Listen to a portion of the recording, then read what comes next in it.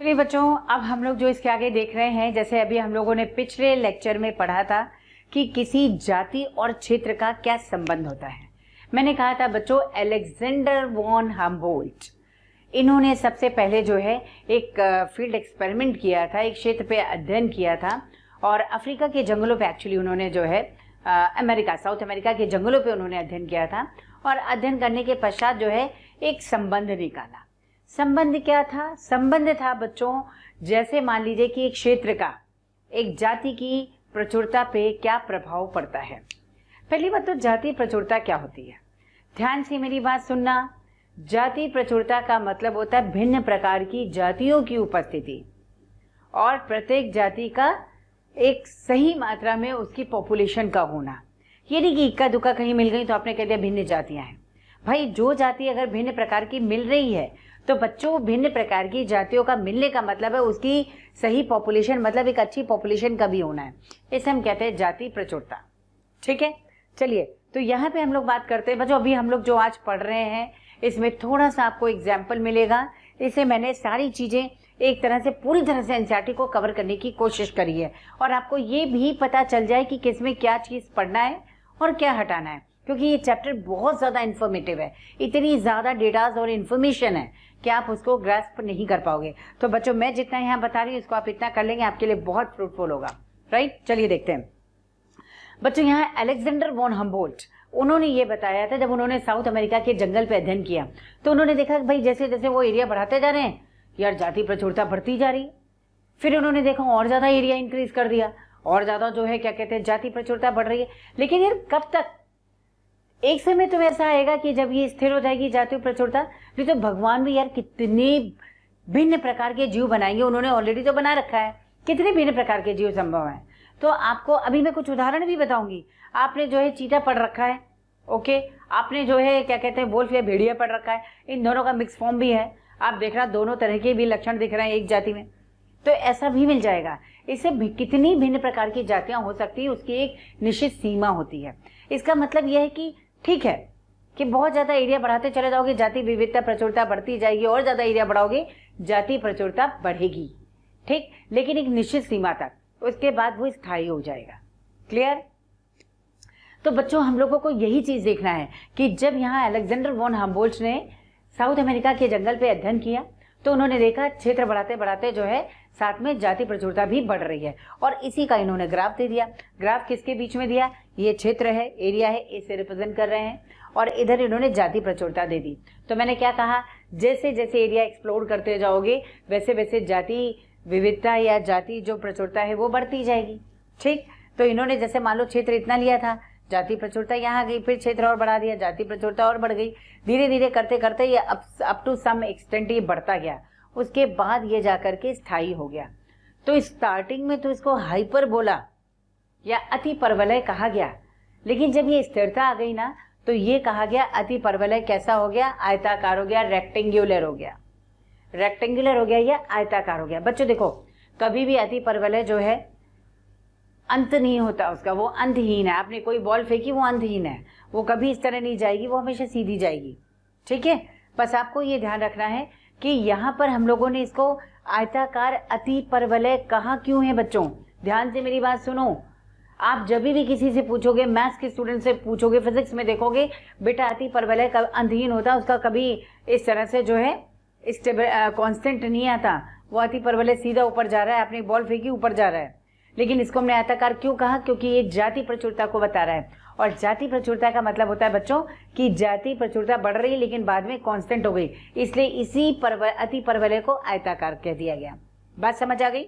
चलो अब देखो, यहाँ क्षेत्र बढ़ाते बढ़ाते क्या हो गया? जाति प्रचुरता बढ़ती जा रही है। तो बच्चों जब जाति प्रचुरता बढ़ रही है, एक समय आया कि ये क्या हो गई? कांस्टेंट हो गई, तो इसको कहा गया आयताकार अति परवलय। अति परवलय था लेकिन ये आयताकार हो रहा है, तो आयताकार अति परवलय कह दिया गया।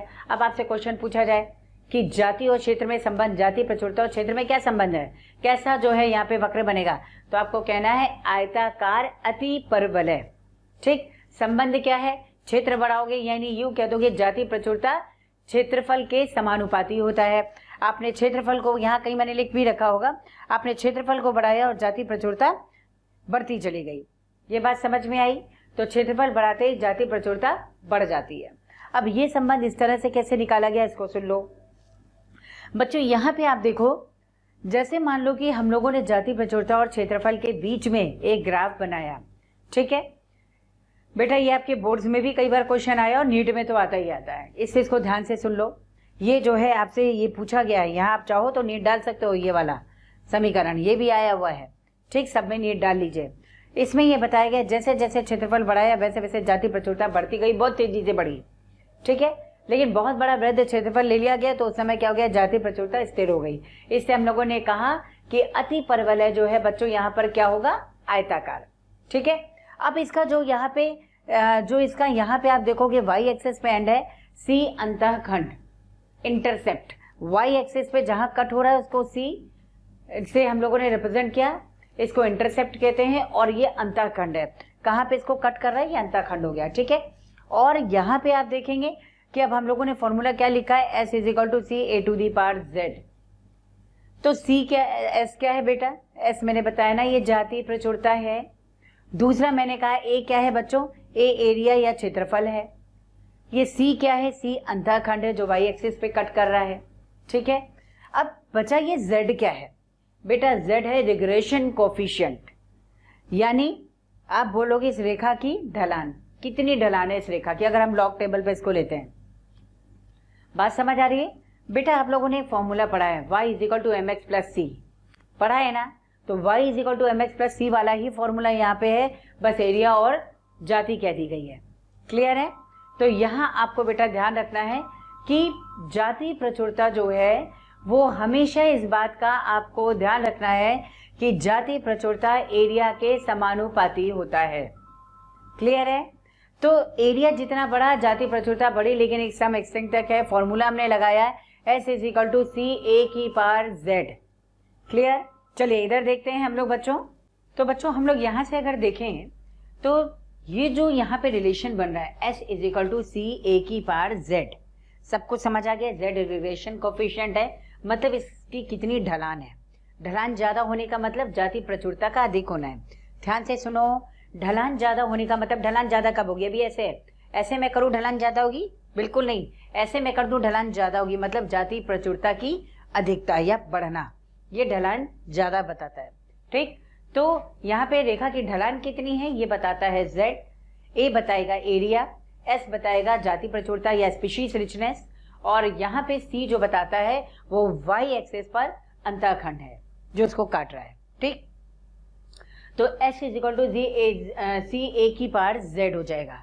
अब इसी को बच्चों हम लोग लॉग टेबल में कन्वर्ट करें तो क्या होगा बच्चों? लॉग टेबल में कन्वर्ट करने पे ये आप लिखोगे log s plus log c plus z log a, इस तरह से आपको लिखना होगा। लॉग एस, भाई लॉग में कन्वर्ट करोगे तो ऐसे ही तो लिखा जाता है ना, लॉग एस बराबर log c plus z log a, जो स्क्वायर होता है उसको पहले लिख देते हैं लॉग से, जेड लॉग ए। ठीक है, तो ये जो है इसको हम लॉग टेबल पे लिख सकते हैं। बच्चों ये इक्वेशन और ये जो है आपसे पूछा गया है नीट में, इसमें नीट डालो फटाफट, यहां डालिए नीट।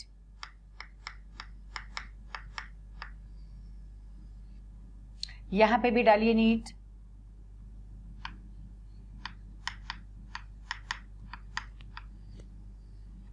चलिए नेक्स्ट देखते हैं बच्चों, यहाँ पर इसको हिंदी में हम लोग समाश्रयण गुणांक भी कहते हैं, रिग्रेशन कोफिशिएंट को।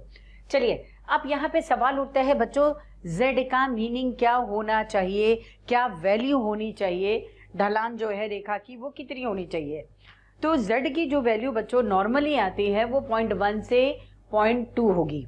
ठीक है, लेकिन अगर बहुत बड़ा वृहद क्षेत्र ले लिया जाए, मान लीजिए कि बहुत बड़ा महाद्वीप ले लिया जाए, उस समय z की वैल्यू बच्चों क्या होगी? उस समय z की वैल्यू 0.6 से 1.2 होगी। ठीक है, और ऐसा एक्सपेरिमेंटली देखा गया है कि जब ट्रॉपिकल रेन फॉरेस्ट या उष्णकटिबंधीय वर्षा वनों में इस चीज को देखा गया कि भाई फल खाने वाले पक्षी और स्तनधारी, इनको देखा गया, तो उस समय बच्चों z का जो मान गया था वो 1.15 था। मतलब एग्जैक्टली मैंने कहीं लिख भी रखा होगा, ये देखिए यहाँ पे लिखा हुआ है समाश्रय गुणांक जो है, समाश्रयन गुणांक नॉर्मली तो 0.1 से 0.2 होता है, लेकिन अगर बहुत बड़ा कॉन्टिनेंट हो जाए, महाद्वीप हो जाए, उसको देखोगे तो 0.6 से 1.2 होगा। और एक्सपेरिमेंटली जो देखा गया, ट्रॉपिकल रेन फॉरेस्ट, उष्णकटिबंधीय वर्षावन, जिसकी उत्पादकता संसार में सबसे ज्यादा है, तो जब वहां पे देखा गया तो वहां देखने के बाद इसकी एग्जैक्ट जो वैल्यू मिली वो 1.15 है। ये सारा ही आपको बेटा डेटा याद रखना है, आपके एनसीईआरटी में दिया हुआ है। ये बात समझ आ गई बच्चों? इसमें एक चीज और ध्यान रखिएगा, आपसे पूछा गया है रेखा की अत्यधिक ढलान ये क्या प्रदर्शित करती है? तो अत्यधिक जाति प्रचुरता को प्रदर्शित करती है। मैंने कहा था ना, रेखा की ढलान कब ज्यादा होगी? जब रेखा को थोड़ा सीधा कर दो और ऊपर कर दो, तब ढलान ज्यादा हो गई ना। उस स्थिति में जाति प्रचुरता बहुत ज्यादा है। बात समझ आई? तो ये आपको बताना है। चलिए अब इसमें आपको बताना है बच्चों, किसी भी समुदाय का स्थायित्व तो किस पर निर्भर करता है। क्यों हम जाति प्रचुरता की बात कर रहे हैं? क्योंकि जितनी ज्यादा जाति प्रचुरता होगी, कोई भी इकोसिस्टम या पारितंत्र उतना ही स्थायी होगा। जितना ज्यादा जाति प्रचुरता है उतना ही ज्यादा पारितंत्र स्थायी होगा, क्योंकि हर एक जाति अपने आप में एक विशिष्ट लक्षण रखती है और एक अपना विशिष्ट एग्जिस्टेंस रखती है। अगर ऐसा ना हो तो आप सोचो कि प्रत्येक जीव को अगर भोजन की प्राप्ति करनी हो तो पता चला कि उसको बहुत सारे जो है, एक ही जीव था वो खत्म हो गया, ये खत्म हो गए, इन पे निर्भर कई जीव खत्म हो गए। यानी ऑल्टरनेट फूड को अवेलेबल कराने के लिए ऐसा होता है, यानी एक से ज्यादा फूड को अवेलेबल कराने के लिए जाति प्रचुरता का अधिक होना जरूरी है। ये बात समझ में आ गई? चलिए बच्चों नेक्स्ट देखते हैं। देखिए मैंने ये हर पॉइंट लिख रखा है, आपको इक्वेशंस भी लिख दी हैं यहाँ पर। जाति प्रचुरता, हाँ देखिए ये लिखा हुआ है, जाति प्रचुरता समानुपाती होता है क्षेत्रफल के। क्षेत्रफल बड़ा हो और जाति प्रचुरता बढ़ती हुई जाएगी। और अंत में अगर आप देखोगे तो एक निश्चित सीमा तक ही बच्चों ऐसा होता है, एक निश्चित सीमा तक ही ऐसा होगा। तभी तो मैंने कहा था जो अति परवलय बन रहा है आयताकार हो चुका है। Is that clear? चलो इसके बाद मैंने यहाँ पे लिखा अतः अति परवलय आयताकार हो जाता है। मेरे ख्याल में ये बहुत अच्छे से समझ आ गया बच्चों। अब यहाँ देखो z की वैल्यू 0.1 से 0.2 है। ओके, सारी वैल्यूज मैंने दे रखी है। और यहाँ पर जो है लास्ट में मैंने देख रखा है कि एक समुदाय का स्थापित समुदाय हो, पारितंत्र, उसका स्थायित्व तो तभी होगा जब जाति प्रचुरता बहुत ज्यादा हो। और यही चीज मैंने यहाँ लिख रखी है। चलिए नेक्स्ट बच्चों यहाँ पे हम लोग देखते हैं। अब आता है स्थायी समुदाय के लक्षण क्या है। कैसे हम ये बोल दें कि ये जाति समुदाय जो है, यह जो समुदाय है वो स्थायी है? तो समुदाय स्थायी होने का मतलब होता है बच्चों उसकी उत्पादकता अपरिवर्तित हो। साल दर साल जब भी देखोगे उत्पादकता अपरिवर्तित होनी चाहिए। क्लियर? दूसरा, कोई भी इस तरह का अगर ओकेजनल डिस्टर्बेंस हो जाता है, ओकेजनल डिस्टर्बेंस का मतलब होता है बच्चों कि जैसे मान लीजिए ये आपदाएं, अगर मानव द्वारा निर्मित आपदाएं आ रही हैं या प्राकृतिक आपदाएं आ रही हैं तो भी ये उसके लिए प्रतिरोधी हो। ठीक, प्रतिरोधी होने का मतलब उसका प्रतिकार करे, इस पर कोई फर्क ही ना पड़े, या फिर लचीला हो। इसका मतलब क्या है? पहला स्टेटमेंट तो मैंने लिख लिया कि भाई ठीक है कि अगर कोई समुदाय स्थायी है तो उसका लक्षण क्या होगा? उत्पादकता अपरिवर्तित होगी। ये तो सबको क्लियर है। चलिए नेक्स्ट जो बच्चों को प्रॉब्लम आती है वो इसमें आती है, इसको ध्यान से सुन लो बच्चों। अगर हम लोग कह रहे हैं स्थायी समुदाय है तो इसका मतलब यह है कि कोई भी आपदाएं आ जाएं उसके लिए प्रतिरोधी है, मतलब उन आपदाओं का इस पर कोई असर नहीं पड़ेगा। और अगर पड़ता भी है तो ये लचीला है, ये फिर से रिकवर कर लेगा उसको। मान लीजिए वनस्पतियां नष्ट हो गई, फिर से विकसित हो जाएंगी, तो इसको कहते हैं लचीलापन। ठीक है। और थर्ड कैटेगरी जो आती है बच्चों, इसमें बताना है कि बाह्य जातियों के आक्रमण के लिए प्रतिरोधी है। मतलब कोई बाह्य जाति आपने यहाँ लाके रख दी तो वो ज्यादा विकसित नहीं हो पाएगी, ज्यादा प्रभावी नहीं होगी। प्रभावी तो यहाँ की अपनी ही जातियां होंगी। ठीक है, तो बाह्य जाति का आक्रमण से भी ये प्रतिरोधी बनी रहेगी। बच्चों ये पॉइंट वाइज प्लीज याद कर लो, क्योंकि किसी भी फॉर्म में आपसे नीट में पूछा जा सकता है और ये सब एनसीईआरटी के पॉइंट्स हैं। क्लियर? चलिए अब इसी से संबंधित बच्चों डेविड टिलमैन ने एक एक्सपेरिमेंट किया था। एक क्षेत्रफल लेकर के, एक एरिया लेकर के उस पर उन्होंने एक्सपेरिमेंट किया और एक्सपेरिमेंट करके उन्होंने बताया कि अगर जाति प्रचुरता बहुत अधिक है तो वो जैव भार में वृद्धि करती है। ठीक है, सही सी बात है। जाति प्रचुरता ज्यादा होगी तो जैव भार में तो वृद्धि होनी है बच्चों। ठीक है। दूसरी जो है, जैव भार में कमी नहीं आएगी, वो बढ़ेगी ही, नगण्य रहेगी। और इसके अलावा जाति प्रचुरता में वृद्धि, उत्पादकता में भी वृद्धि है। ठीक है, बिल्कुल सही है। जाति प्रचुरता अधिक होगी तो उत्पादकता में भी वृद्धि होगी और इसके साथ साथ जो है जैव भार में कमी नहीं होगी बल्कि जैव भार बढ़ेगा ही। ठीक है। बच्चों यहाँ पे जो है एक रिवेट पॉपर परिकल्पना आई थी, रिवेट पॉपर हाइपोथेसिस आई थी, परिकल्पना आई थी, जिसको यहाँ पे पॉल एरलिख ने दिया था। ये साइंटिस्ट का इकोलॉजिस्ट का नाम याद रखिएगा आप लोग, ये भी बहुत इंपॉर्टेंट है, पूछा जाता है। थैंक यू स्टूडेंट, हमें इतना प्यार देने के लिए। डेली काफ़ी संख्या में स्टूडेंट हमारी वीडियोस को देख रहे हैं और उसका लाभ उठा रहे हैं। बच्चों, आप सभी से मेरी ये रिक्वेस्ट है कि प्लीज़ नीचे दिए गए डिस्क्रिप्शन में दिए गए लिंक को प्रेस करिए और अपना एनरोलमेंट कराइए। बच्चों, इसके साथ ही जिन बच्चों को यहाँ पर डाउट सेशन की भी ज़रूरत है, साथ ही मटेरियल्स की भी ज़रूरत है, वो सभी हमारे प्रीमियम कोर्सेज को भी रजिस्ट्रेशन करवा सकते हैं। ठीक, इसको मैं समझाती हूँ, बिल्कुल इत्मीनान से समझाती हूँ, आपको समझ आ जाएगा। क्लियर बच्चों? पहले से ये नोट करने का मतलब है आपके पास कंप्लीट नोट्स आ जाए, आपको कंप्लीट पॉइंट्स पता चल जाए आपको कितना पढ़ना है, और मैं यहाँ ज़्यादा से ज़्यादा इसको एक्सप्लेन करूँ सो दैट आपको समझ आ जाए। ठीक है, आप सुनिए ध्यान से। देखिए, यहाँ पे डेविड टिलमैन ने एक क्षेत्रीय प्रयोग किया था। उन्होंने प्रयोग किया था और प्रयोग करके ये तो सिद्ध कर दिया कि अगर जाति प्रचुरता अधिक है तो उत्पादकता अधिक होगी, और जाति प्रचुरता के अधिक होने से आपको ये भी बताना है कि जयभार भी अधिक होगा, उसमें कमी नहीं आएगी। तो यहाँ पे जो रिवेट पॉपर परिकल्पना है, ये किससे संबंधित है? बच्चों, पहली बात तो रिवेट पॉपर परिकल्पना इसको दिया था पॉल एरलिख ने, ये नाम याद रखना है आपको। अब आपको ये जानना है इन्होंने क्या बताने की कोशिश करी, इसको सुनो। हम लोग कहते हैं जैसे मान लो कोई पारितंत्र है, उसमें बहुत जाति विविधता है, ठीक है, जाति प्रचुरता कह दो, बहुत ज्यादा है। ठीक है, मैंने एक स्टेटमेंट कहा था कि जाति प्रचुरता अधिक होने से पारितंत्र ज्यादा स्थायी होगा, लेकिन जाति प्रचुरता बच्चों अगर कम होने लगे तो पारितंत्र अस्थायी होने लगता है। क्यों? ये बताया था रिवेट पॉपर परिकल्पना के थ्रू जो है यहाँ पॉल एरलिख ने। उन्होंने ये बताया कि मान लो आप लोग कहोगे मैम क्या एक चींटी को हम हटा लें, चींटियों की जातियां, तो क्या प्रभाव पड़ेगा? बिल्कुल प्रभाव पड़ेगा। वो चींटियां जो हैं वो किसका परागण कर रही हैं उनको प्रभाव पड़ेगा, चींटियों को खाने वाले जो इनके परभक्षी हैं उनको प्रभाव पड़ेगा, और ये चींटियां जो अपघटन कर रही हैं और इससे जो पोषक तत्वों का चक्रण चल रहा है वो प्रभावित होगा। ठीक है, तो यहाँ पर पॉल एरलिख ने यही बताया था कि देखो जाति विविधता या जाति प्रचुरता अधिक होगी तो ज्यादा स्थायी पारितंत्र होगा, लेकिन जाति प्रचुरता कम होने पर आपको ये देखना है कि यहाँ पर पारितंत्र भी प्रभावित होगा। ये निर्भर करता है कितना प्रभावित होगा, कौन सी जाति यहाँ से विलुप्त हो रही है। ठीक है, ये निर्भर करता है कौन सी जाति का विलोपन हो रहा है, वो जाति कितना मुख्य भूमिका निभा रही है उस पारितंत्र में, इस पे निर्भर करता है। तो कोई जाति किस जाति के यहाँ से विलोपन से पारितंत्र कितना प्रभावित होगा, ये निर्भर करता है कि वो जाति कितनी अहम भूमिका निभाती है इस पारितंत्र में। जैसे मैं बात करती हूँ, इन्होंने एक जो है वायुयान का उदाहरण लिया कि मान लो एक वायुयान है, इसको हम मान लेते हैं बच्चों समुदाय। ठीक, उसको हम समुदाय मान लेते हैं। कोई पारितंत्र मैंने लिख भी रखा होगा यहाँ पर, ये है।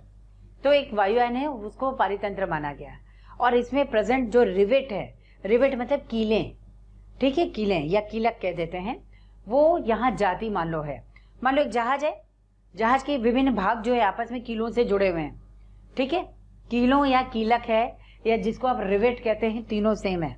ठीक है, और कीलों से जुड़ा हुआ है। अब मान लो एक एक करके कुछ कीलें निकाली गई तो उस जहाज में कितना फर्क पड़ा? भाई सीट की कील निकाल दोगे ज्यादा फर्क नहीं पड़ेगा। ठीक है, सीट की कील निकाल दीजिए, वहां प्रेजेंट टेबल है या अदर जो चीजें अंदर हैं उसकी कीलें निकाल दो, कोई खास प्रभाव नहीं पड़ना है। लेकिन बच्चों अगर जहां उसके पंखे जुड़े हैं, अगर आपने उसकी कीलें निकाल दी तो जहाज बहुत खतरनाक स्थिति में आ जाएगा। बात समझ आई? मतलब जहाज के लिए कौन सी कील बहुत ज्यादा महत्वपूर्ण है ये देखा जाता है। तो ऐसे ही है कि कौन सी जाति कितनी अहम भूमिका निभा रही है उस पर निर्भर करता है कि उस जाति को हटाओगे तो पारितंत्र प्रभावित होगा या नहीं होगा। तो यहाँ पे बच्चों वायुयान की जो तुलना है वो पारितंत्र से किया गया कि वायुयान एक पूरा पारितंत्र है और उसमें हटाई गई कीलें उसकी जातियां हैं। अब मान लो सीट से कील निकाल ली गई, टेबल से कील निकाल ली गई, तो खिड़कियों से कील निकाल ली गई, तो इतना फर्क नहीं पड़ा क्योंकि ये जातियां हैं, मान लो इतनी ज्यादा प्रभावशाली नहीं थी, इससे कोई खास फर्क नहीं पड़ा। अब अगर आप मान लो कि आपने जैसे पंखे की कील निकाल ली, अब पंखे की कील निकालने से जो ये है क्या नाम है जहाज है बहुत खतरनाक स्थिति में आ चुका है।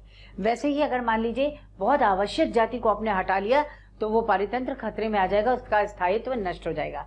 बस इन्होंने यही बताने की कोशिश करी है। पॉल एरलिंग, रिवेट पॉपर परिकल्पना। क्लियर है? जैसे मान लो किसी जंगल में है, आप बताओ मुझे, शेर को अगर सारे शेरों को और चीतों को हटा दिया जाए तो क्या होगा? बच्चों, पारितंत्र बहुत बुरी तरीके से डिस्टर्ब हो जाएगा, क्योंकि इनकी खाने की क्षमता भी ज्यादा है। ये क्या करेंगे, बड़े बड़े जानवरों को खाते हैं, बड़े बड़े जानवर छोटे जानवरों को खाएंगे, वो छोटे जानवर और छोटे जानवर को, और वो छोटे जानवर पेड़ों को। अब मान लो आपने शेर चीते को हटा दिया, तो हिरन की है जाति कितनी तेजी से बढ़ जाएगी बच्चों, पॉपुलेशन उसकी। आप सोचो, भेड़िया है ना, लोमड़ी है, या इस तरह के मध्यम जो आकार के जानवर हैं जिनको शेर चीते खाते हैं, उन सब की पॉपुलेशन बड़े भयानक रूप से बढ़ जाएगी। अब जब उनकी पॉपुलेशन बढ़ गई तो वो सभी एक ही प्रकार का खाना खा रहे हैं, उन पे टूटेंगे, तो उनकी पॉपुलेशन बहुत कम हो जाएगी, इनकी पॉपुलेशन बहुत ज्यादा हो जाएगी। तो कैसे पेट भरेगा? नहीं भर सकता है बच्चों, पूरा का पूरा पारितंत्र प्रभावित हो जाएगा। आप ऐसे समझिए, सबसे टॉप पे आपने रखा, नंबर 1 पे मान लो शेर और चीता, आपने इनको हटाया तो हिरन हो गए, या लोमड़ी हो गई, भेड़िया हो गया, है ना, ये सब है, या पिग है, इन सब को आपने नंबर 2 पे रखा। ये सब जो है बहुत तेजी से बढ़ गए जब आपने पहले नंबर वाले को हटा दिया। अब इनकी पॉपुलेशन बढ़ जाने से क्या होगा, जो तीसरे नंबर पर जंतु हैं छोटे छोटे, इनको ये खूब खाने लग जाएंगे और उनकी संख्या खूब बढ़ जाएगी, इनकी संख्या कम हो जाएगी। तो तुम बताओ कैसे जीवित रहेंगे? अब जब इनकी संख्या कम हो गई तो ये जिनको खा रहे थे वो तेजी से बढ़ गए, वो तेजी से बढ़ गए। मैं तो कह रही हूँ बच्चों, पादप जातियां ही तेजी से बढ़ गई, तो पोषकों के लिए उनमें भी जो है कंपटीशन शुरू हो जाता है, और पूरा का पूरा बच्चों पारितंत्र डिस्टर्ब हो जाएगा। बिल्कुल प्रैक्टिकली अपने बोलचाल की भाषा में इनको समझो। आपको देखो कितना मजा आएगा, इकोलॉजी इतना मजेदार है। तो यही चीज वो बताने की कोशिश कर रहे हैं। ठीक है, चलिए नेक्स्ट आते हैं बच्चों। जैव, अब मेरे ख्याल में ये बात समझ आ गई है। अगर आपसे कोई ये पूछे कि किसी पारितंत्र से किसी जीवों को या जीवों की समष्टि को हटा लेने पर पारितंत्र में क्या प्रभाव पड़ेगा, तो आप बोलेंगे पारितंत्र डिस्टर्ब हो जाएगा, अस्थायी हो जाएगा। कितना अस्थायी होगा तो आपको बताना है, निर्भर करता है कौन सी जाति का विलोपन हुआ है और वो कितनी आवश्यक थी उस पारितंत्र के लिए। Is that clear? बस ऐसे ही आपको समझाना है। चलिए ठीक है बच्चों, अब आता है अगर जैव विविधता की क्षति है तो कुछ इसके बारे में पढ़ लेते हैं कि जैव विविधता की क्षति हो रही है। बच्चों, जैव विविधता की क्षति अगर हम देखें IUCN की रेड लिस्ट के अनुसार, IUCN international union for conservation of nature and natural resources, मैंने स्टार्टिंग में फुल फॉर्म लिखा हुआ, ये आया हुआ है फुल फॉर्म। ठीक है, तो अब आपको बताना है कि IUCN रेड लिस्ट के अनुसार 2004 में 784 जातियां विलुप्त पाई गईं। उन 784 जातियों में क्या था, यही मतलब 784 जातियां अगर विलुप्त पाई गई तो उनमें क्या क्या देखा गया? उनमें वर्टिब्रेट्स यानी कशेरुकियों को देखा गया। इन वर्टिब्रेट्स कशेरुकी गायब थे। इसके अलावा कुछ प्लांट्स थे जो वहां से विलुप्त हो चुके थे। उसके भी कुछ उदाहरण बच्चों दिए गए हैं। ये जैसे मान लीजिए कि मॉरिशस है, तो मॉरिशस की डोडो पक्षी होता है, मॉरिशस का डोडो पक्षी वो विलुप्त पाया गया, बिल्कुल बत्तख की तरह दिखता है बेटा। अभी मैं इसके फोटोज आपको दिखाती हूँ, आप इसको देखिएगा। तो मॉरिशस का जो डोडो है पक्षी वो विलुप्त हो गया। इसके अलावा आप देखेंगे रशा, तो रशा यानी रशिया क्या कहते हैं, रूस का जो है स्टीलर सी काऊ वो विलुप्त पाया गया। अब स्टीलर सी काऊ तो है, सी मतलब समुद्र, तो समुद्र में गाय तो होगी नहीं बेटा, वो मछली का प्रकार है ना, थोड़ी बड़ी मछली होती है, उसको स्टीलर सी काऊ कहते हैं। अफ्रीका का क्वेगा वो विलुप्त पाया गया। अब अफ्रीका का जो क्वेगा है, ये अफ्रीका का क्वेगा क्या होता है जानते हो? इसकी बॉडी ऐसी है बेटा कि ऊपर से चेहरा और गर्दन तक का पूरा भाग ये जेब्रा की तरह दिखाई देता है, ऐसी धारियां बनी होती हैं, और पीछे का बाकी का पूरा भाग जो है घोड़े की तरह है। तो ये यहाँ पर जो है वो क्या है, क्वेगा। और ये कहाँ से विलुप्त पाया गया? अफ्रीका से। ये भी याद रखना, अफ्रीका का क्वेगा है। अफ्रीका का क्या है? क्वेगा है। मॉरिशस की क्या है? डोडो पक्षी है। ठीक है, और रशा की क्या है? रशा की स्टीलर सी काऊ है, रूस कहते हैं। ठीक है, और एक बचता है बच्चों थाइलैसिन, ऑस्ट्रेलिया का थाइलैसिन, ये भी विलुप्त पाया गया। थाइलैसिन को भी बच्चों आप देखेंगे तो थाइलैसिन भी जो है भेड़िए की तरह नजर आता है, लेकिन उसकी बॉडी पे चीते जैसी धारियां होंगी, ऐसा है। तो ये सब विलुप्त पाए गए, जिनको देखा गया ऑलरेडी ये विलुप्त हो गए थे। ठीक है, इसी तरह से आपको टाइगर की 3 जातियां जो हैं, सब जातियां विलुप्त पाई गई, बाली, जावन और कैस्पियन। ये नाम बच्चों याद रखना है, फिर से सुनो। आप पढ़ोगे तो इसको कैसे पढ़ोगे? आप पढ़ोगे अफ्रीका का क्वेगा, अफ्रीका का क्वेगा, ठीक है। मॉरिशस का डोडो पक्षी, क्लियर। फिर इसके बाद आपको बताना है रशिया, रूस, रूस का क्या है, स्टीलर सी काऊ है। और ऑस्ट्रेलिया का क्या है, थाईलैसिन है। ये विलुप्त हो गए थे। चीते की 3 सब जातियां जो है, उपजातियां क्या थी, बाली, जावन, कैस्पियन। ये आपको नाम याद रखना है। ऑलरेडी ये सब क्या हो गई हैं, विलुप्त हो गई हैं। बच्चों इसका थोड़ा सा मैं आप लोगों को यहाँ फोटो शो करना चाह रही हूँ, तो आप इसमें देखिए। जैसे मान लीजिए अगर मैं यहाँ पे डोडो पक्षी की बात करूँ, तो ये जो है डोडो पक्षी आपने देखा है। डोडो पक्षी कहाँ का है, मॉरिशस का। कहाँ गया भाई, इधर लिखा हुआ है कहीं पर, मॉरिशस की डोडो। तो मॉरिशस का डोडो पक्षी आप लोग बच्चों देख सकते हो, ये मॉरिशस का डोडो पक्षी है। क्लियर है, बिल्कुल बत्तख की तरह दिखाई देता है।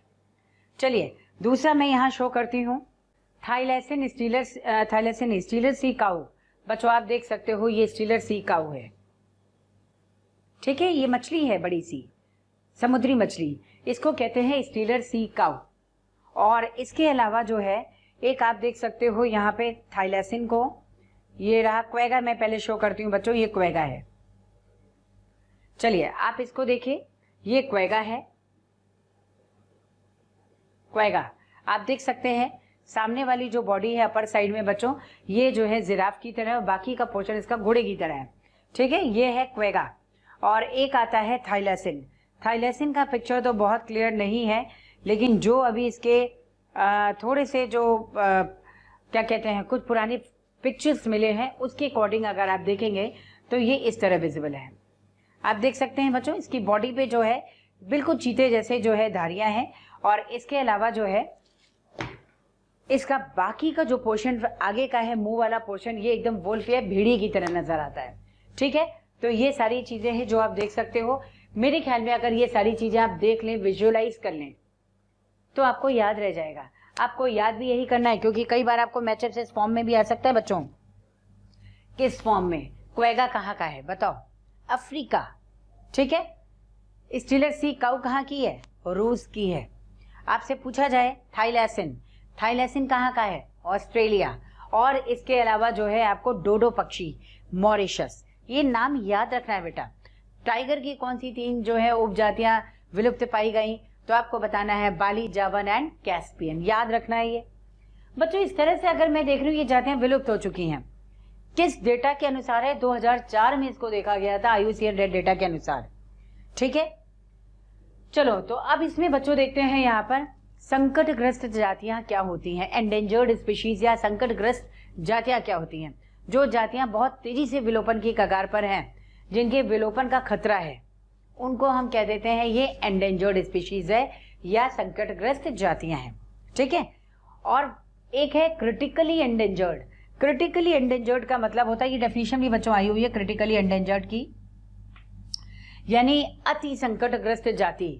यानी ये जो है इसका विलोपन की बहुत अधिक जो है खतरे हैं, इसके विलोपन के बहुत अधिक खतरे हैं। मतलब इसकी तो भी कुछ जातियां बची, दोनों में अंतर क्या, इसको सुन लो। इसका होता है हाई रिस्क ऑफ एक्सटिंक्शन या विलोपन का उच्च खतरा, और यहाँ पर है very high risk of extinction, यानी यहाँ पे विलोपन की बहुत अधिक खतरा है। मतलब इनकी तो अभी कुछ सफिशिएंट पॉपुलेशन है, विलोपित ये भी हो रही हैं, लेकिन इनका अभी कुछ जातियां अभी भी हैं, लेकिन इनकी क्या है, इनकी इतनी तेजी से विलुप्त होने की बहुत कम बची हैं और भविष्य में कभी भी खत्म हो सकती। तो इसको हम कहते हैं very high risk of extinction या अति संकटग्रस्त जातियां कह दो, या क्रिटिकली एंडेंजर्ड स्पीशीज कह दीजिए आप, ठीक है। चलिए तो ये तो क्रिटिकली एंडेंजर्ड स्पीशीज हो गया। मेरे ख्याल में बच्चों आप इसको समझ रहे हैं, और ये परिभाषा आई हुई है क्रिटिकली एंडेंजर्ड की, यहां नीट डाल दीजिए आप, क्रिटिकली एंडेंजर्ड। चलो अब बच्चों आता है जैव विविधता की हानि के परिणाम क्या है। अभी हम लोग इतनी बार जैव विविधता पढ़ रहे हैं। जैव विविधता बढ़ेगी, उत्पादकता बढ़ेगी, है ना। जितने भी क्या कहते हैं वाइल्ड स्पीशीज का आक्रमण, उसके लिए प्रतिरोधी हो जाएगा। जो भी जो है यहाँ पर ओकेजनल डिस्टर्बेंस है या जो क्या कहते हैं आपदाएं हैं, इनके लिए प्रतिरोधी होगा, लचीलापन आएगा।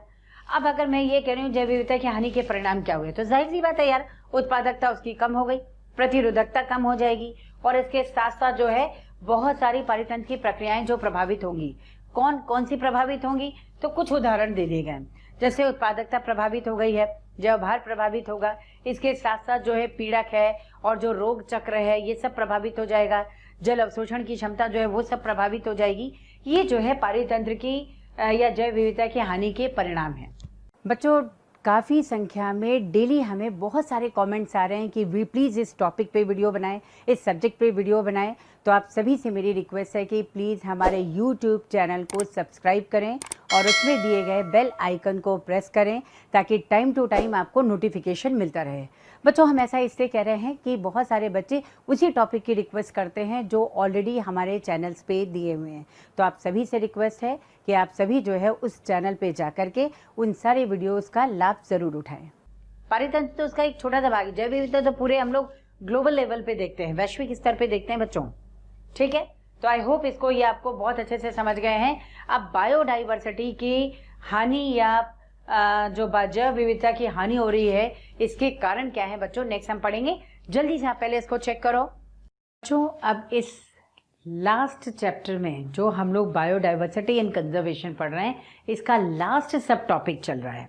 ठीक है, इसमें थोड़ा सा याद करने वाली चीज़ें और ज़्यादा हैं, लेकिन आपको घबराना नहीं है, ऐसे समझते चलना है और किस तरह हम लोग को याद करना है उसको पॉइंट वाइज कर लीजिएगा, जिसको मैंने यहाँ करने की कोशिश की है ताकि आप सभी बच्चे इसको बहुत आसानी से याद कर सकें।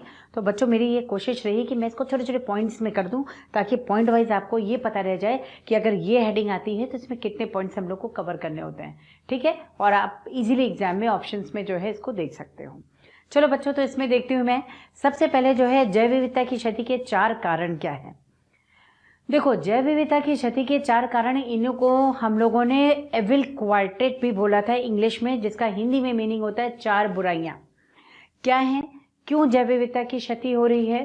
तो सबसे पहले आपको ध्यान रखना है क्षति और विखंडन, जिसे हम कहते हैं हैबिटेट डिस्ट्रक्शन एंड फ्रेगमेंटेशन। तो सबसे पहले आवासीय क्षति और विखंडन जो है एक कारण ये होगा। दूसरा अतिदोहन है, मैं इसको डिटेल करूंगी। थर्ड पॉइंट आपको याद रखना है विदेशी जातियों का आक्रमण। और चौथा इसमें लिखना है सह विलुप्तता। तो सबसे पहले बच्चों, जहाँ पे जैव विविधता की हानि हो रही है, इस जैव विविधता की हानि के कारण क्या हो सकते हैं बच्चों? सबसे पहला और सबसे बड़ा कारण जो है वो आवासों की क्षति और विखंडन है। जितनी भी आवास है उनकी क्षति हो रही है, विखंडन हो रहा है। क्यों हो रहा है इसके बारे में मैं यहाँ बताती हूँ। सबसे पहले मैं आपको ये बताती हूँ कि आवासों की क्षति या विखंडन क्यों हो रहा है, क्यों मैंने इसमें विखंडन वर्ड लिखा है, क्यों आवासों की क्षति की बात कर रही हूँ मैं। तो सबसे पहले सुनो, देखो क्या होता है कि मानव अपनी आवश्यकताओं की पूर्ति के लिए निरंतर जंगलों को काट रहा है। आपको पता है, इस तरह से जंगल कुछ भाग थोड़ा सा इधर कट गया, कुछ थोड़ा सा इधर कट गया, कुछ थोड़ा सा उधर कट गया। तो बच्चों, इस तरह से जो वो छोटे छोटे पार्ट में कटते जा रहे हैं ना, ये छोटे छोटे खंड बनाते जा रहा है, ये विखंडित होता जा रहा है। तो ऐसे में क्या होगा, ऐसे में जो जीव जिसको बहुत बड़ी टेरिटरी की ज़रूरत है वो तो सर्वाइव ही नहीं कर सकता है। मैं लायन टाइगर की बात करती हूँ, सिंपल सी। मैंने तो यहाँ एग्जाम्पल लिख रखा है, ठीक है, कि कुछ पक्षी होते हैं और इसके अलावा कुछ स्तनधारी होते हैं, कुछ माइग्रेटरी बर्ड्स होती हैं, प्रवासन जो संपन्न करती हैं, ये सब हो सकती हैं। मैं शेर, लायन, टाइगर की भी बात करूं तो कम से कम 240 किलोमीटर की रेंज इनको चाहिए होती है। ये जब तक शिकार नहीं करते तब तक उसको खाने के रूप में लेंगे ही नहीं। तो आप ये समझ सकते हो कि अगर कोई भी घना जंगल छोटे छोटे भागों में बंट जाए तो इन टुकड़ों में छोटे छोटे पैचेस बन जाते हैं ना, इसमें जो बहुत बड़े आवास वाले जीव है, जिनको बड़े आवासों की जरूरत पड़ती है, वो जीवित नहीं रह सकते। ठीक है, अब यहाँ पे अगर देखा जाए, एक उदाहरण आपको दिया गया कि साउथ अमेरिका की जो फॉरेस्ट है, जो जंगल है, वहाँ पे देखें तो सोयाबीन की खेती के लिए और चारागाहों को स्थान प्रदान करने के लिए उन जंगलों को छोटे छोटे भागों में काट दिया गया। तो ये छोटे छोटे विखंडित हो गए ना बच्चों। अब जो बड़े आवास वाले जीव हैं वो तो यहाँ जीवित नहीं रह सकते हैं, जिसका उदाहरण मैंने ऑलरेडी आपको दे रखा है। यहाँ पर पक्षी हो सकते हैं और स्तनधारी कुछ हैं। इसके अलावा कुछ माइग्रेटरी बर्ड्स भी आप कहोगे, प्रवासन संपन्न करने वाली पक्षी, जो मान लो कि जैसे मैं साइबेरियन क्रेन्स की बात करूं, भाई ठंड पड़ी साइबेरिया में बहुत ज़्यादा, तो वो भरतपुर घना नेशनल पार्क में आ गए, है ना। तो इसे कहते हैं प्रवासन। ठीक है, तो इनके लिए जो है ये चीज़ें अनुकूलित नहीं होती हैं। इसके अलावा दूसरा सबसे बड़ा जो कारण है बच्चों, वो है यहाँ पर पॉल्यूशन, प्रदूषण भी अपने आप में एक सबसे बड़ा कारण है। तो अगर आपसे ये पूछा जाए जैव विविधता की क्षति के कारण क्या है, मुख्य कारण क्या है, तो पहला हेडिंग ही आ जाती है, आवासीय क्षति और विखंडन। ठीक। और दूसरा जो कारण आपसे पूछा गया बच्चों, ये भी आ चुका है, प्रदूषण। तो जल्दी से इसको टिक करो और नीट डाल दो इसमें। यहाँ पे टिक करिए, ये आया हुआ है same to same point, neat डालिए। और दूसरा जो है बच्चों आपसे प्रदूषण पे भी पूछा गया, ये है प्रदूषण में भी नीट डाल दीजिए। ये भी आया हुआ है कि यहाँ पर बायोडाइवर्सिटी की हानि का कारण या जैव विविधता की हानि का कारण जो है वो क्या है। तो जैव विविधता की सबसे बड़ी क्षति का जो कारण है यहाँ पर वो क्या है, आवासों की क्षति और विखंडन। और दूसरा आपसे पूछा गया है प्रदूषण। चलिए नेक्स्ट आते हैं बच्चों यहाँ पर अतिदोहन। जब किसी चीज़ की आवश्यकता बहुत ज़्यादा हो और ज़्यादा जो है उसका अतिदोहन होने लग जाए तो उससे भी जो है क्या हो जाता है, यहाँ पर जैव विविधता की हानि होगी। जैसे मान लो कि मछलियों का उपयोग किया जा रहा है खाने में, अब मछलियों का उपयोग फिर बिजनेस के लिए भी कर रहे हो, अब ज़्यादा से ज़्यादा मछलियों को मार रहे हो। यानी कहा जाता है कि जब आवश्यकता आपकी लालच में बदल जाए तो इस तरह की परिस्थितियां होती हैं जिसे हम कहते हैं अतिदोहन। बहुत ज़्यादा उपयोग कर लिया गया और उसकी कमी होने लगी। इस पे भी बच्चों आपसे क्वेश्चन पूछा गया मछलियों पर कि किसके अतिदोहन से उसकी जो जनसंख्या में कमी आ रही, तो आपको बताना था मछलियाँ। ये क्वेश्चन भी आया हुआ है। बाकी जो अदर एग्जाम्पल आपको दिए गए हैं, स्टीलर सी काऊ या समुद्री गाय, जिसका भी मैंने कहा था बहुत बड़ी मछली होती है ना। और दूसरा एग्जाम्पल जो है बच्चों यहाँ पैसेंजर पिजन, पिजन मतलब कबूतर, जो यहाँ पैसेंजर पिजन जिनको कहा जाता है वो यहाँ पर आते हैं उदाहरण में। चलिए अगला हम लोग देखते हैं। तो बच्चों यहाँ पे भी आप जल्दी से, इसमें मछलियों का विलोपन है ना, तो इसको भी अंडरलाइन करके नीट डाल दीजिए। यहाँ पर मछलियों का विलोपन, तो मछलियों का विलोपन ये भी है, यहाँ नीट डाल दीजिए। आपसे पूछा गया किसके अतिदोहन से उनकी जनसंख्या में कमी आ रही है, तो मछलियाँ आ गया है आंसर। चलो अगला देखते हैं बच्चों, विदेशी जातियों का आक्रमण। देखो होता क्या है बच्चों, जब विदेशी जातियों का आक्रमण होता है, यानी बाहर से कोई विदेशी जातियाँ जब भारत में लाई जाएं या किसी दूसरे क्षेत्र में लाई जाएं, तो वो क्या हो जाएगा, यहाँ पर यहाँ के जो यहाँ के पादप हैं इनमें इनका जो है ये क्या होने लगते हैं, नष्ट होने लग जाते हैं। इस प्रदेश के जो पादप हैं वो नष्ट होने लगेंगे, जो यहाँ के स्थानिक या प्रादेशिक पादप हैं वो सब नष्ट होने लग जाएंगे। क्यों? क्योंकि उनका फैलाव बहुत ज़्यादा होगा, उनका प्राकृतिक परभक्षी तो यहाँ है नहीं इस जो उनको खा जाए, तो वो इतनी तेज़ी से गति करेंगे। जबकि यहाँ के जो पादप उनका प्राकृतिक परभक्षी भी है, वो भी खत्म कर रहा है, ये भी फैलाव कर रहा है, तो क्या होगा, ऑब्वियसली नष्ट हो जाएगा। तो इसमें कहा जाता है बच्चों कि विदेशी जातियों के आक्रमण से भी जो है यहाँ पर जैव विविधता की हानि हुई है। ठीक है, अब उदाहरण क्या है आप देखिए, जैसे ये क्या नाम है, एक यहाँ पे लेक है, जैसे क्या कहते हैं, लेक है पूर्वी अफ्रीका की जो है विक्टोरिया लेक है, झील। तो पूर्वी अफ्रीका में विक्टोरिया झील थी, जब वहाँ नाइल नदी की मछलियों को डाला गया तो 200 से ज़्यादा सिचिलिड मछलियाँ यहाँ से विलुप्त हो गईं। ये पहला उदाहरण है कि बाह्य जातियों का या विदेशी जातियों के आक्रमण से जैव विविधता की हानि।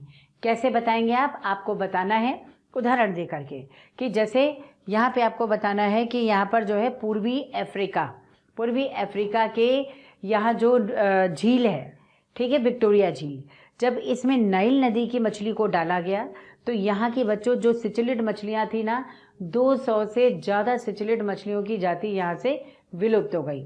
ठीक, तो वह जो है जाति का आक्रमण था, इसकी वजह से विलोपन हो गया। पहला आपको उदाहरण याद रखना है। चलो दूसरा आप इसमें देखो क्या दिया हुआ है, जैसे पार्थिनियम जिसे गाजर घास कहते हैं, वो भी तो यहाँ पे खरपतवार की समस्या उत्पन्न कर रही है, तो ये हो गया। दूसरा बच्चों आइकोनिया या वाटर हाइसिंथ कहते हैं, या इसको हम जलकुंभी कहते हैं। जलकुंभी की पत्तियों की सुंदरता के कारण, पुष्प की सुंदरता के कारण इसको भारत में लाया गया और आज खरपतवार जैसी भीषण समस्या ये उत्पन्न कर चुका है। ठीक, और तीसरा बच्चों आता है लेंटाना। लेंटाना पहले जो है एक क्या कहते हैं, एक ऐसा पुष्प है जिसे बहुत सारे रंगीन कलर के पुष्प निकलते हैं। ठीक, तो ये वाइल्ड है, मतलब एक तरह से देखा जाए तो वन्य प्रकार है। इन सब का जब भारत में आगमन हुआ तो इसके कारण ये बहुत सीवियर खरपतवार जैसी समस्या हो गई, क्योंकि इसका प्राकृतिक परभक्षी तो था ही नहीं, इससे जो है यहाँ पर उसके कारण भी जैव विविधता की हानि हुई। बच्चों ये तीनों नाम आपसे पूछा जा चुका है, पार्थिनियम, लेंटाना और तीसरा आइकोनिया या जलकुंभी कहते हैं। चलो तीसरा बच्चों आता है कि अफ्रीका में जो कैटफिश है, अफ्रीका की कैटफिश को जब भारतीय नदियों में डाला गया तो यहाँ की जो स्थानिक कैटफिश थी, अशल्क मीन जिसको कहते हैं, उसका विलोपन होना प्रारंभ हो गया। मतलब ये तीन उदाहरण हैं। सिचिलिड मछलियों का विलोपन है, ठीक है, विक्टोरिया लेक में। दूसरा आपको बताना था बाहर से पादप जो आए तो यहाँ के स्थानिक पादपों का विलोपन हो गया। और तीसरा बताना था यहाँ का जो इंडियन कैटफिश है उसका विलोपन हो गया। एक बार मैं फिर से रिवाइज कर रही हूँ बच्चों, ध्यान से सुनो। सबसे पहले मैंने आपको बताया कि पूर्वी अफ्रीका में जो यहाँ पर विक्टोरिया झील थी उसमें जब नाइल नदी की मछली को डाला गया तो सिचलिड मछलियों की, जो यहाँ की सिचलिड मछलियाँ थीं, उनकी 200 से ज़्यादा जातियाँ विलुप्त हो गई। दूसरा उदाहरण था बच्चों लेंटाना है, पार्थेनियम है, और तीसरा इसमें जो आएगा वो एक होता आइकॉर्निया या जलकुंभी। इनके भी आगमन से यहाँ के स्थानिक पादप जो हैं वो विलुप्त होने लग गए। और तीसरा आपको बताना है कि अफ्रीकन कैटफिश है, जब उसको भारतीय नदियों में डाला गया तो भारतीय नदियों में डाले अफ्रीका की कैटफिश का नाम क्या है? Clarias gariepinus. तो क्लेरियस गैरीपाइनस अमेरिकन कैटफिश थी, कैटफिश कहते हैं इसको। और जब इसको भारतीय नदियों में डाला गया तो इंडियन कैटफिश जो है धीरे धीरे विलुप्त होने लग गई। इनको हिंदी में अशल्क मीन भी कहते हैं, ठीक है, इनका विलोपन हो गया।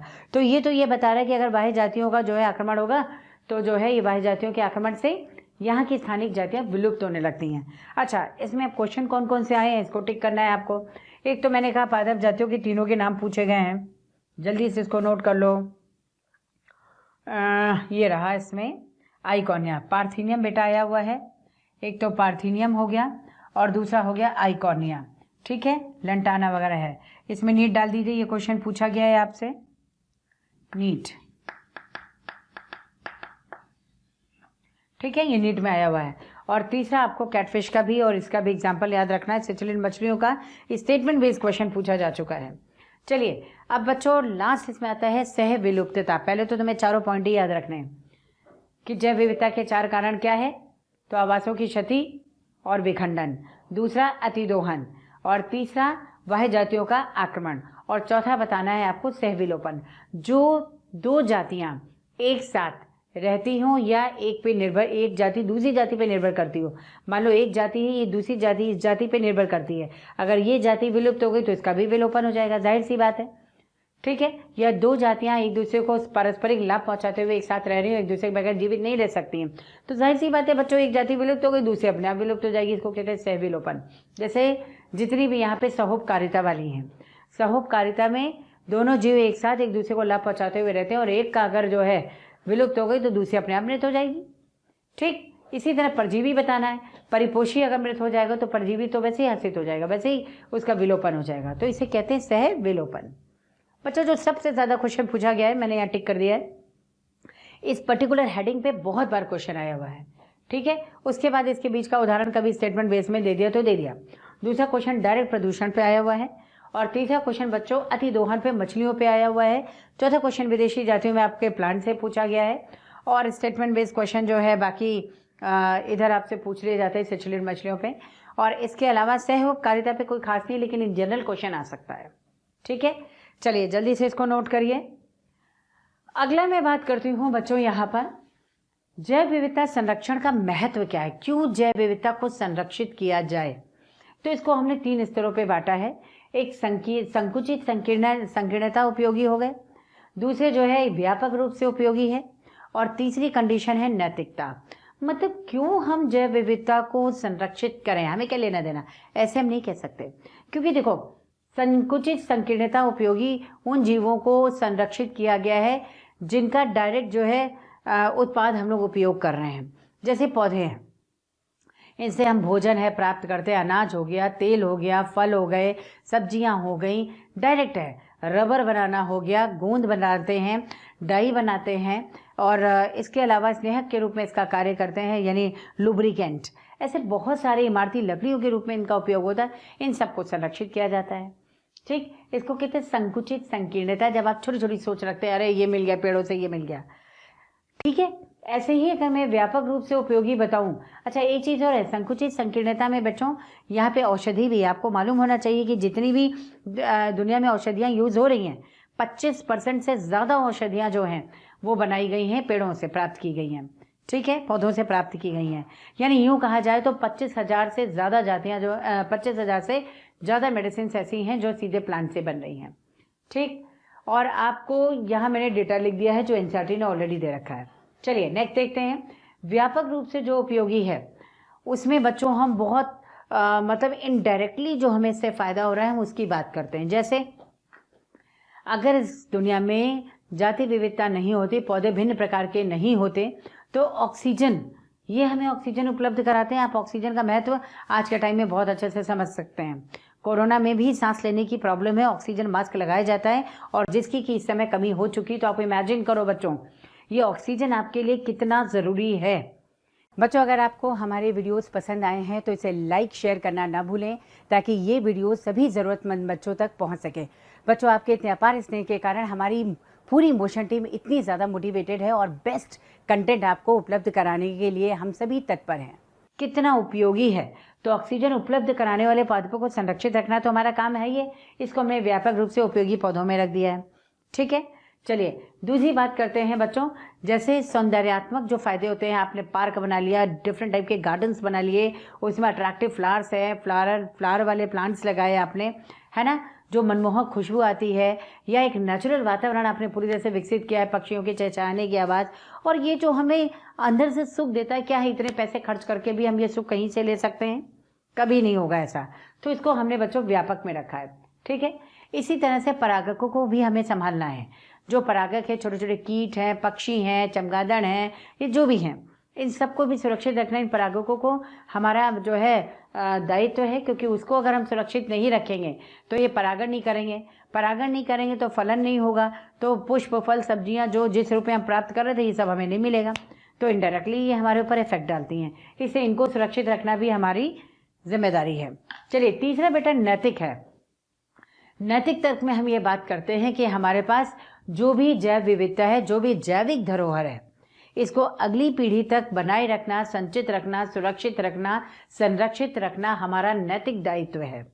और उससे हम मुंह नहीं मोड़ सकते कि भैया हमें क्या लेना देना है, ये पेड़ खत्म हो गया तो हो गया, नहीं। ये हमारा जो जैविक धरोहर है, इसको बनाए रखना हमारी नैतिक जिम्मेदारी है, ताकि आगे की भी जो जनरेशन आए उसको ये जो है सुरक्षित दिखाई दे सके, उनके सामने तक ये उपलब्ध हो। ठीक है, इसलिए मैंने इसको 3 भागों में बांटा कि भाई ठीक है, जैव विविधता का संरक्षण का महत्व क्या है, क्यों संरक्षित करना है। कुछ चीज़ें हमें डायरेक्ट प्राप्त हो रही, कुछ इनडायरेक्ट प्राप्त हो रही, कुछ हमारी नैतिक जिम्मेदारी है कि इस विविधता को बनाए रखें, ताकि आगे आने वाली पीढ़ियों तक ये जो है रह सके। चलिए अगला बच्चों, इसमें देखते हैं एक वर्ड आता है जैव अन्वेषण या बायो प्रोस्पेक्टिंग। जैव अन्वेषण या बायो प्रोस्पेक्टिंग क्या होता है? आप ऐसे समझिए, जैव अन्वेषण या बायो प्रोस्पेक्टिंग में उन क्या कहते हैं, जीवों का, उन जातियों का अन्वेषण किया जाता है, खोज की जाती है, उन पे रिसर्च की जाती है जिनका आर्थिक महत्व ज़्यादा हो। तो इनको विकसित कराना, इनकी खोज करना किसके उपयोग द्वारा संभव है? आनुवांशिकी, और दूसरा आपको बताना है आणविक, मतलब मॉलिक्यूलर लेवल पे, जेनेटिक लेवल पे इसका उपयोग करके हमें इनका अन्वेषण, इनकी खोज करनी है, जो हमारे लिए आर्थिक महत्व के उत्पाद जो है हमें देते हों। ठीक है, इसको हम कहते हैं जैव अन्वेषण। देखो मैंने डायरेक्ट लिखा हुआ है, आणविक और आनुवंशिक अध्ययनों के आधार पर आर्थिक महत्व के उत्पादों का अन्वेषण या खोज, इसी को हम कहते हैं यहाँ बायो प्रोस्पेक्टिंग या जैव अन्वेषण। ठीक है, अन्वेषण मतलब रिसर्च होता है बच्चों। चलिए नेक्स्ट आते हैं, जैव विविधता के संरक्षण की विधि क्या है, कैसे इस जैव विविधता को बच्चों संरक्षित किया जाए। देखिए, सबसे पहले जैव विविधता को संरक्षित करेंगे कैसे? यूँ मान लो कुछ ऐसे जैव विविधता कुछ इस तरीके की है, कुछ जीवों की विविधता इस तरीके की है जिनको उनके प्राकृतिक वातावरण में ही संरक्षित रखना ज़रूरी है। बड़े बड़े पेड़ हैं, बहुत बड़े बड़े वृक्ष हैं और जंतु हैं ऐसे बड़े, तो उनको उनकी वास्तविक स्थान पे ही संरक्षित किया जा सकता है। अगर आपने इनको आर्टिफिशियल कहीं पार्क वगैरह बना के डाल दिया तो ये जीवित नहीं रह सकते हैं। तो इनको उन्हीं के वातावरण में संरक्षित करना, इसको हम कहते हैं यहाँ पर इन सीटू कंजर्वेशन या स्वस्थानीय संरक्षण। ठीक, तो 3 तरीके से मैंने रखा, एक तो उसको 2 तरीके से, एक तो उसको अपने वास्तविक स्थान पर ही संरक्षित कर दो कि भाई इस एरिया में बहुत ज़्यादा जाति विविधता हो, नष्ट हो रही है, इन स्थान को ही संरक्षित कर दो, बिना परमिशन के कोई इसके अंदर जो है नहीं आ सकता है। और दूसरा है कि जिसका विलोपन बहुत तेज़ी से हो रहा है और उसको संरक्षित करना बहुत ज़रूरी हो गया, अति आवश्यक हो गया है, तो उसको किसी आर्टिफिशियल माध्यम में तैयार करके वहाँ संरक्षित कर दो। इसको कहते हैं बहिस्थानीय संरक्षण या एक्स सीटू कंजर्वेशन। ठीक है, चलिए तो अब बारी बारी से बात करते हैं बच्चों, स्वस्थानीय संरक्षण, इन सीटू संरक्षण या इन सीटू कंजर्वेशन में क्या आता है। इसमें वो जीव संरक्षित, उन जीवों का संरक्षण आता है जिनको उनके वास्तविक स्थान पर ही संरक्षित कर दिया गया हो। अब इसमें उदाहरण बेटा पूछा जाता है, कौन सा स्वस्थानीय संरक्षण का उदाहरण है, कौन सा बहिस्थानीय संरक्षण का उदाहरण है। तो स्वस्थानीय संरक्षण का जो उदाहरण होता है वो आपको बताना है। क्या हो सकता है? वाइल्ड लाइफ सेंचुरी, जिसे वन्य जीव अभ्यारण्य कहते हैं। दूसरा बायोस्फीयर रिजर्व हो गया, जिसे हम यहाँ पे क्या कहते हैं भाई, बायोस्फीयर रिजर्व को वन्य जीव अभ्यारण्य नहीं, राष्ट्रीय कहाँ गया भाई, जीवमंडल आरक्षित क्षेत्र, इसको बायोस्फीयर रिजर्व कहते हैं। और दूसरा आ गया वन्य जीव अभ्यारण्य या वाइल्ड लाइफ सेंचुरी। और तीसरा आ गया नेशनल पार्क या राष्ट्रीय उद्यान कहते हैं। ठीक है। इसके अलावा बच्चों कुछ हॉटस्पॉट होते हैं। एक ऐसा एरिया जहाँ जाति विविधता, मैंने लक्षण भी लिखा है, एक ऐसा एरिया जहाँ जाति विविधता बहुत ज़्यादा हो, स्थानिकता ज़्यादा हो, लेकिन त्वरित आवासीय क्षति होती है, ये इनका लक्षण है। ठीक है। हॉटस्पॉट क्या है भाई? हॉटस्पॉट है जहाँ पे बहुत भिन्न प्रकार के जीव जंतु सब रहते हों, पौधे उधे सब, यानी ये जाति वहाँ की अपनी है, ये किसी और स्थान पे नहीं पाई जाएगी। इसको कहते हैं स्वस्थानिक, मतलब उसी स्थान की जाति है या उच्च स्थानिकता प्रदर्शित करती है। इनमें जाति विविधता बहुत ज़्यादा हो, इससे त्वरित जो है यहाँ पर आवासीय क्षति भी होती है, ये भी इसका लक्षण है बच्चों। तो टोटल कितने जो है हॉटस्पॉट प्रेजेंट है, तो आपको ध्यान रखना है 25 आ चुका है। ठीक है, 25 जो है हॉटस्पॉट हैं। भारत में देखे जाएं तो 3 हॉटस्पॉट हैं। कौन कौन से 3 हॉटस्पॉट हैं बच्चों? एक तो पश्चिमी घाट और श्रीलंका वाला है, दूसरा हिमालयन रीजन है, और तीसरा है इंडो बर्मा। ये भी मैंने लिखा है, देखो कहाँ पे लिखा है भाई, यहाँ देखो, यहाँ आपको दिया गया कौन कौन से हॉटस्पॉट हैं।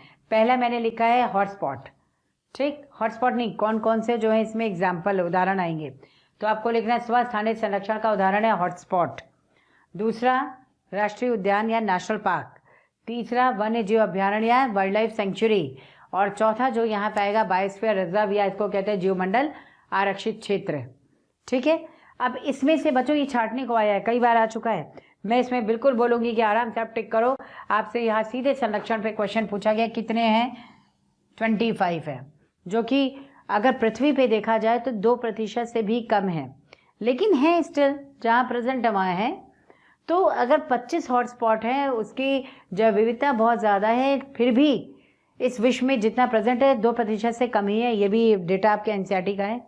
ठीक है, 2% से कम है। ठीक है, चलो आपसे डायरेक्ट उदाहरण पूछा गया, कौन कौन सा है? ये हॉटस्पॉट पूछा गया है ना, 25 उधर से पूछा गया है। उसके बाद जो है कौन कौन से हो सकते हैं? राष्ट्रीय उद्यान, वन्य जीव अभ्यारण्य, जीवमंडल, ये सब आपको बताना है। इस पे क्वेश्चन आया हुआ है, तो आपको जो है यहाँ नीट टिक करना है। आप नीट टिक कर लो, ये आपसे पूछा गया, यहाँ नीट डाल दीजिए। और बाकी इन सब का उदाहरण है कि कौन से जो है स्वस्थानिक संरक्षण का उदाहरण है, कौन सा बहिस्थानिक संरक्षण का उदाहरण है, ये आपसे बच्चों कई बार पूछा गया, तो आपको ध्यान रखना है। ठीक है, चलो अगला आ जाओ। भारत में कितने नेशनल पार्क हैं? 90, N for national, N for 90 याद रखो। ठीक है, कितने जो है यहाँ पे वाइल्ड लाइफ सेंचुरी है, तो आपको याद रखना है 448।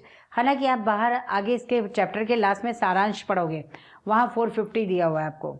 ठीक है, तो थोड़ा मोर और लेस याद रखना हो सकता है बच्चों, है ना। अब अगला आ जाओ, जीवमंडल आरक्षित क्षेत्र, जिसको हम कहते हैं बायोस्फीयर रिजर्व, ये कितने हैं? 14। आज के टाइम में 18 हो चुके हैं, लेकिन जब तक का ये डेटा है तब तक आपको 14 ही याद रखना है बच्चों।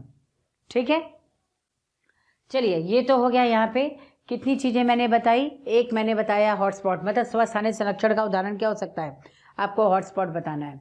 ठीक, बायोस्फीयर रिजर्व बताना है, नेशनल पार्क बताना है, वाइल्ड लाइफ सेंचुरी बताना है, और सबसे लास्ट में आता है सैक्रेड ग्रूव या पवित्र उपवन।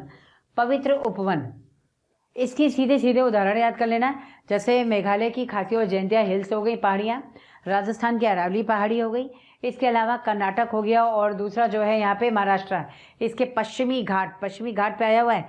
सबसे ज़्यादा जैव विविधता कहाँ है? पश्चिमी घाट में। तो पश्चिमी घाट को टिक करो और यहाँ डाल दो नीट। ये क्वेश्चन भी कई बार आया हो पश्चिमी घाट पे बच्चों। ठीक है, पश्चिमी घाट।